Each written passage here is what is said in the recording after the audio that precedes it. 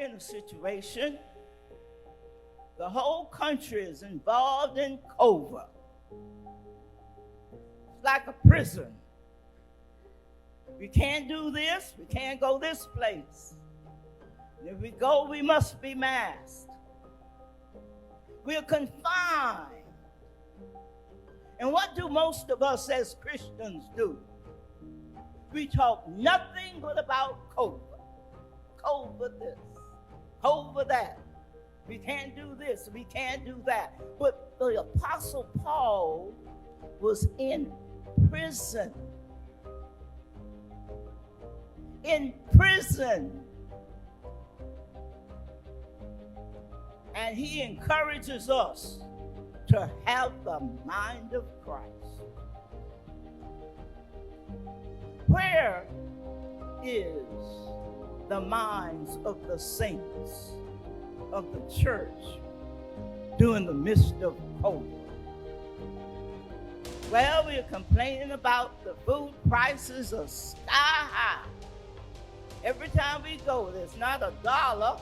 It's like it's $1.50 more. Gas prices out of the window. Everything. We are not where we cannot speak of these things, but where is our thinking about the matter? We have to deal with it because we're in the midst of it. But what about our thinking? What do we think about COVID? What do we think about politicians?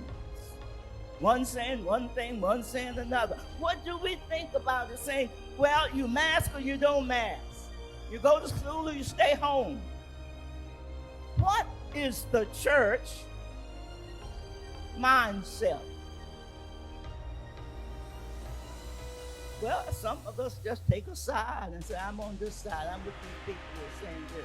Some of us say something else. We're on another side. We do what? Well, that's your privilege. That's whatever you like to do.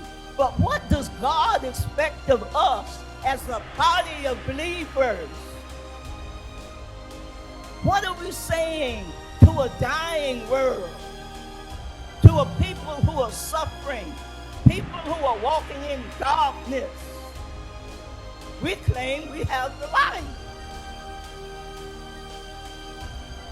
Paul is saying to the saints at Philippi, let this mind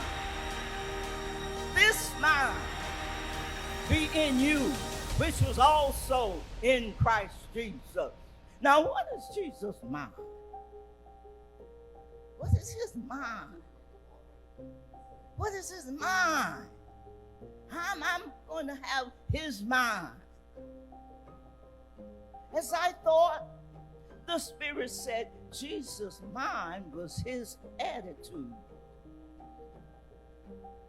His attitude about his surroundings. His attitude about his calling and his purpose.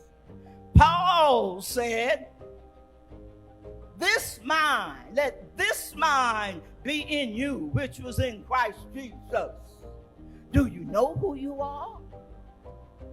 Do we really know who the church is?